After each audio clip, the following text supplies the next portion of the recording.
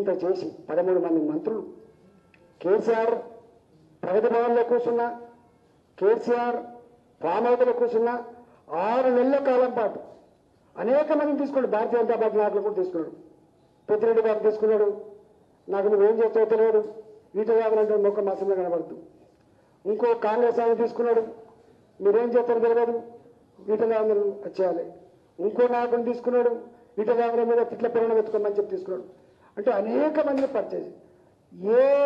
ఏ స్థాయి నాయకుడికి ఆ స్థాయిలో వెలగట్టి వాళ్ళని పర్చేజ్ చేసి చివరికి ఓట్లకు కూడా ఓటుకు నోటు కేసు అంటుండే ఆయన, ఓటుకు నోటు కేసు అంటుండే ఆయన. మరి ఓటుకు నోటిచ్చింది కేసీఆర్ అని చెప్పి మొత్తం ఆ హైదరాబాద్ నియోజకవర్గంలో ప్రతి ఊర్లో ధర్నాలు జరిగినాయి. మాకెందుకు 6,000 రూపాయలు చొప్పులు ఇస్తలేవు, మేమేం పాపం చేసినాం, నువ్వు ఓటు వేస్తావా లేదా, నువ్వు ఎట్లా నిర్ణయిస్తావు, నువ్వు ఎవరని చెప్పి తిరుగుబాటు చేసింది. వాళ్ళ ఇళ్ళ మీద పోయి దుమ్మెత్తి పోసిండు. చివరికి ఎన్నికల రోజు ఎవరైతే ఇట్లా దుర్మార్గాలు చేసారో అన్ని తరిమి ఓట్లు వేసి వాళ్ళ ఆత్మను ఆవిష్కరిస్తే నవంబర్ 2వ తారీఖు నాడు 25,000 మెజార్టీతో వాళ్ళ బిడ్డ అయినటువంటి నన్ను గెలిపించాడు. అక్కడ మొదలైంది. మళ్ళా 2008 మళ్ళా గుర్తొచ్చింది. ఆనాడు వస్తుంది మతి తప్పిండు గతి తప్పిండు అని చెప్పి అనుకున్నాము, ఆడ తప్పిండని అనుకున్నాము, మతి భ్రమించింది అనుకున్నాము, మళ్ళీ మొదలైంది. 2 ఈ విజయాన్ని ప్రపంచవ్యాప్తంగా ఉన్న తెలుగు ప్రజలంతా కూడా పండుగ చేసుకుంటా ఉంటే, దాని గురించి చర్చిస్తూ ఉంటే, ఈ చర్చ జరగద్దు, రేపు నష్టమైందని చెప్పి దీన్ని డైవర్ట్ చేయాలని చెప్పి దీన్ని మొత్తానికి కనుమరుగు కావాలని చెప్పి ఓ చిల్లర ఆలోచనతోటి ఓడిపెట్టిండు. దానికంతా ప్లాన్ రచించి పెట్టిండు. దాని తర్వాత మళ్ళీ వరుస పెట్టి నాన్ ఇష్యూని ఇష్యూ చేసి 100 కోట్ల రూపాయలు మీడియా మీద ఖర్చు పెట్టి ఈటల రాజేంద్ర గారు ప్రెస్ మీట్ పెట్టినా, ఈటల రాజేంద్ర గారు ఇక్కడ ప్రచారానికి పోయినా, ఈటల రాజేంద్ర గారు గ్రామాలు తిరిగినా, ప్రజల్ని కలిసినా వార్త రావద్దు, ముఖం కనబడద్దు అని చెప్పి నిషేధించినా కూడా ఈ 8 నెలల కాలంలో తెలంగాణ ప్రజలు ఒకటే అనుకున్నారు, అరే రాజేంద్రన్ ఎక్కడున్నా రాజేంద్రనే, మళ్ళీ కొట్టగలిగే శక్తి నైపుణ్యం రాజేంద్రన్ ఎక్కడ ఉంటుందని చెప్పి నన్ను ఎత్తుకున్న మాట ఇవాళ తెలంగాణ సమాజం తెలుస్తాను.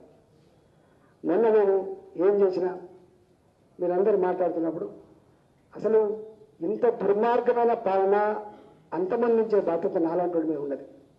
నేను ఉద్యమకారుని కాబట్టి ఆయన స్ట్రాటజీ ఏందో, ఆయన ఎత్తు ఏందో, ఆయన విడ్త్ ఏందో, ఆయన ప్లాన్ ఏందో, ఆయన శక్తి ఏందో, ఆయన ధైర్యం ఏందో, ఆయన పిరికితనం ఏందో అన్నీ తెలిసిన బిడ్డగా నేను ఒకటే చెప్పిన, కొడితే నిన్నే కొట్టాలి, అది వాళ్ళు నిడగొట్టు కాదు, నిన్ను నిడగొడితేనే తెలంగాణ పీడ విరుడవుతుంది అనేటువంటి భావంతో నేను ఛాలెంజ్ చేశాను. ఈ ఛాలెంజ్ కట్టుబడినా, ఈ ఛాలెంజ్కి కట్టుబడినా. నేను అంటున్నా, అసలు నీకు మోడీ గారికి ఏమైనా పొంతన ఉందా చెప్పండి. నేను రాజపక్సే శ్రీలంకలో ఏం జరిగింది, తరమిద పారిపోయినారు.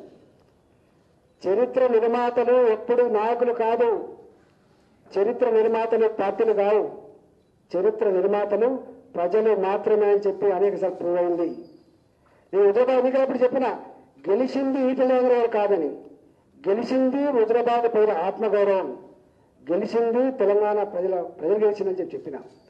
రేపు కూడా గజ్వేల్లో రేపు గెలిపించింది ఆనాడు ముఖ్యమంత్రి కేసీఆర్ని, రేపు మళ్ళీ బొంద పెట్టేది నాలాంటి ఉద్యమ ధర్మమైన బిడ్డలు గెలిపించేది గజ్వేల్ ప్రజలు గెలిపిస్తారనే భావన ఉన్నది తప్ప నేను ఎన్నడూ మా అమ్మ ఇచ్చిన పదవి కాదని చెప్పిన నేను.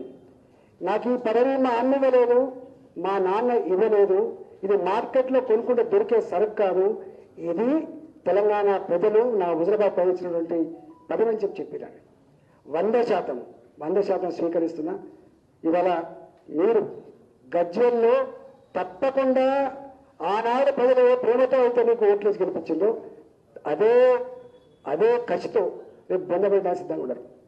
నేను ఈ మాట అన్నాడు అంటే నేను ప్రెస్ మీట్ కూడా చెప్పలే, వాస్తవంగా వాటిగా నేను చిచ్చాడు చెప్తేనే మొత్తం తెలంగాణ గజ్వేల్ నియోజకవర్గంలో పటాకులు కాల్చిన వాళ్ళు ఉత్సవాలు చేసుకున్నారు, వాళ్ళు ప్రెస్ మీట్ పెడతాను, వాళ్ళు లేచినంతోటి ప్రెస్ మీట్ పెడుతుండొచ్చు, నన్ను తిట్టుకుంటుండొచ్చు.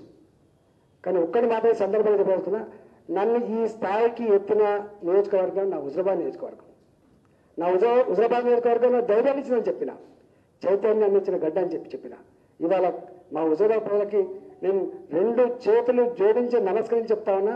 ఇవాళ తెలంగాణ ప్రజలకు పట్టిన శని, తెలంగాణ ప్రజలకు పట్టినటువంటి ఈ నరకాన్ని పారదోల్సిన కర్తవ్యం నా హుజరాబాద్ ప్రజల మీద ఉందని చెప్పి నేను మనం చేస్తా ఉన్నాం.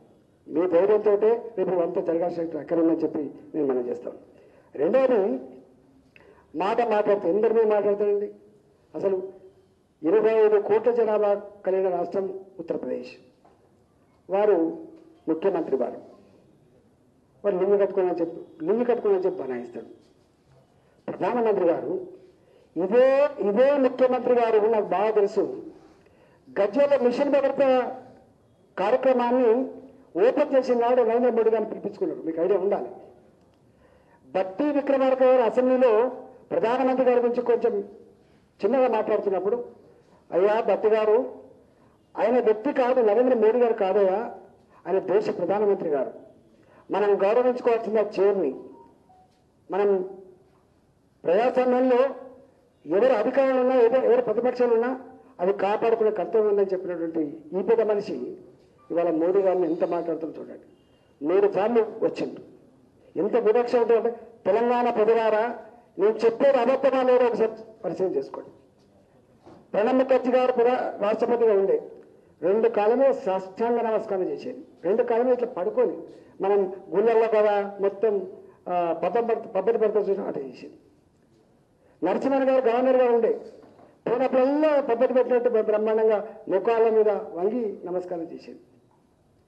కానీ ఈ దేశంలో భారతీయ జనతా పార్టీ వాజ్పేయి గారి నాయకత్వంలో ఒక గొప్ప మహోన్నతమైనటువంటి మైనార్టీ వ్యక్తిని, ఒక గొప్ప మహోన్నతమైన వ్యక్తితో ఉన్నటువంటి మైనార్టీ వ్యక్తిని రాష్ట్రపతిగా చేసిన చరిత్ర, అబ్దుల్ కలాం గారిని చేసుకున్న చరిత్ర భారతీయ జనతా పార్టీ ఇవాళ వాజ్పేయి గారి నాయకత్వంలో. 2014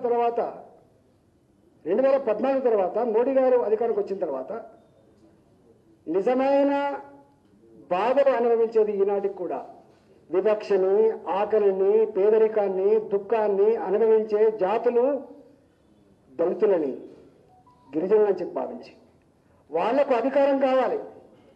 నాలాంటి ఛాయ్ అమ్ముకునే బిడ్డ, నాలాంటి ఆకలిని అనుభవించినటువంటి కుటుంబంలో పుట్టిన బిడ్డను మా అమ్మ ఇతరుల ఇళ్లలో అంట్లు తోమి ఆ డబ్బుతో సాధినటువంటి అమ్మ కాబట్టి, నాకు పిహెచ్డి లేకపోవచ్చు, నా పిహెచ్డి తెలంగాణ దేశ ప్రజల ఆకలిని అర్థం చేసుకున్న పిహెచ్డి కాబట్టి, వాళ్ళ దుఃఖాన్ని అర్థం చేసుకున్నటువంటి బిడ్డలు కాబట్టి.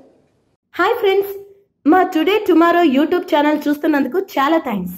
మరిన్ని లేటెస్ట్ వీడియోస్ కోసం వెంటనే సబ్స్క్రైబ్ చేయండి. అలాగే ఈ బెల్ ని కూడా రింగ్ చేసేయండి. మా నోటిఫికేషన్స్ అన్ని మీ మొబైల్లో వస్తాయి. అలాగే మా వీడియోస్ మీకు నచ్చితే లైక్ చేయండి, షేర్ చేయండి, నచ్చకపోతే కామెంట్ చేయండి.